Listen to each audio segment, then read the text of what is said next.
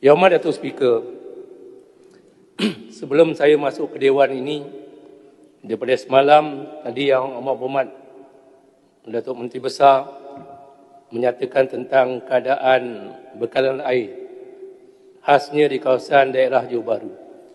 Pada sidang kali ini saya terpanggil, walaupun tak ada dalam teks saya hari ini. Tengah hari tadi saya makan tengah hari bersama YB Benut dan berperakan makannya minum sedap, Datuk Speaker.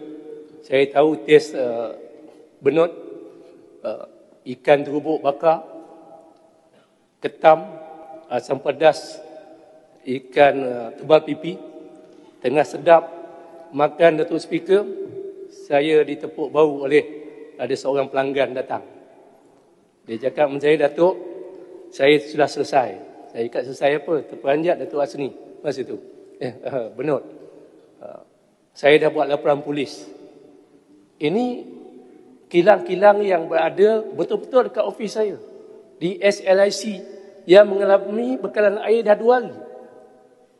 Pada hari semalam, saya melaporkan kepada mereka bahawa apa yang dinyatakan oleh YB Fazli selaku Exco, laporan kepada masyarakat.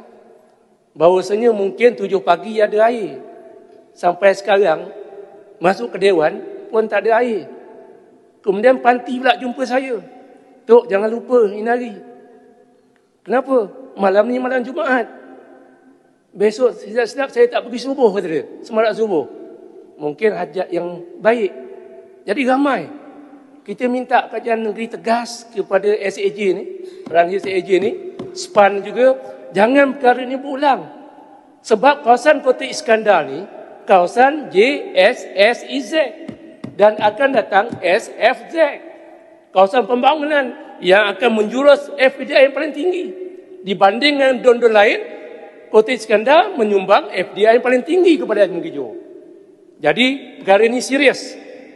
Jangan alasan, oh kita ni terpaksa mengambil tukar paip lama dan sebagainya.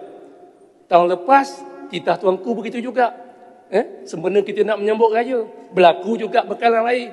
Gangguan sebegini rupa. Jadi lepaslah tanggungjawab saya. Ini belum cerita sekolah-sekolah yang sekarang tengah marah ni. Ada yang murid tak sekolah. Apatah lagi restoran-restoran. Jadi kalau saya nak bincang SAJ ni, sampai habis masa saya nak bincangkan. Jadi saya nak ingatkan kepada kajian negeri supaya pantau balik SAJ ni. Kerana SAJ ni bukan syarikat kecil, bukan syarikat biasa-biasa. Keuntungan dia bersih, tinggi, bilion-bilion. Tapi kalau nak potong air, pergi Malaysia, besok dah potong air. Walaupun dalam keadaan RM50-60 dan sebagainya. Jadi yang hormat Datuk Speaker, itulah uruhan yang pertama.